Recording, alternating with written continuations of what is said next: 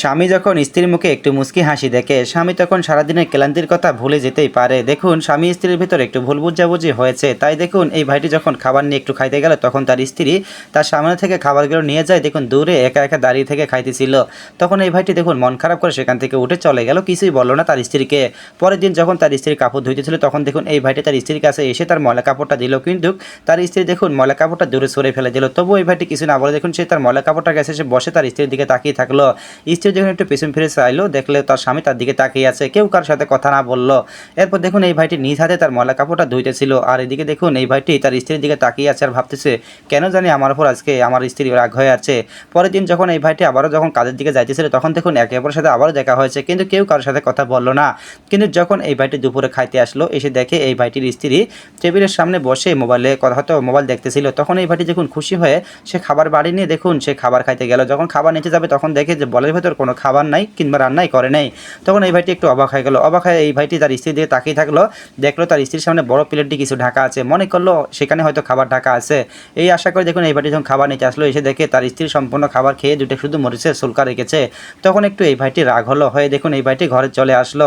এই ভাইটির স্ত্রী অবাক হলো, আমার স্বামী আমার উপর এত রাগ হয়েছে আজকে। এরপর দেখুন এই ভাইটি ঘরে এসে চিন্তা করতেছে কেন জানি আমার স্ত্রী আমার উপর এত রাগ করে আছে। এই ভাইটির স্ত্রী কিন্তু ভাবতেছে সেও আমার সাথে কথা বলে না, আমিও তার সাথে কথা বলি না, এরকম করে আর কতদিন চলা যায়। এইগুলো ভাবতে ভাবতে এক পর্যায়ে এই ভাইটির কাছে তার বন্ধু কল দিয়েছে। এই ভাইটি তখন তো ফোনটা বের করে ফোনটা রিসিভ করে কথা বলতে লাগলো।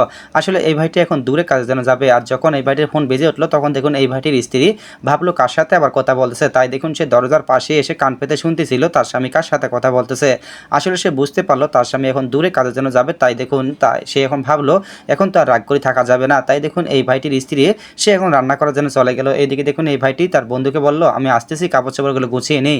এই কথা বলে দেখুন এই ভাইটিও ফোনটা কেটে দিল, দিয়ে দেখুন সে ঘরে চলে এসে তার প্রয়োজনীয় যে কাপড় চোপড় লাগবে কাজে সেইগুলো দেখুন বস্তা ভর্তি করে নিল।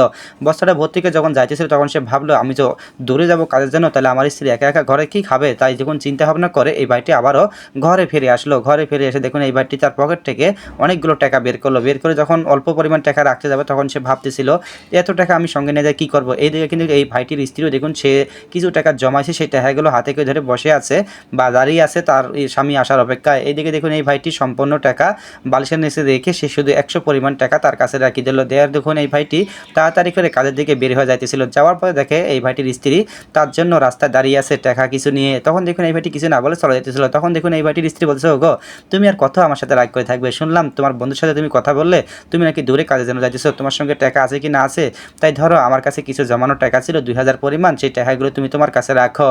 তখন দেখুন এই ভাইটির স্ত্রী টাকাগুলো বের করে এই ভাইটিকে দিতেছিল। এই ভাইটি বলছে না আমাকে টাকা লাগবে না, দেখো আমার কাছে টাকা আছে, আমি আরও তোমার জন্য উল্টো বালিশের নিচে টাকা রেখেছি, তুমি সেই টাকাগুলো দিয়ে প্রয়োজনীয় যে বাজার সদাই রাখবে তুমি সেগুলো করে নিও। দেখুন স্বামী স্ত্রীর ভিতর ভুল বুঝাবুঝি হতেই পারে, কিন্তু কতক্ষণ দেখুন স্বামী স্ত্রী তার দুজন আবার এক হয়ে গেল। ভিডিওটা আপনাদের কাছে কেমন লাগলো?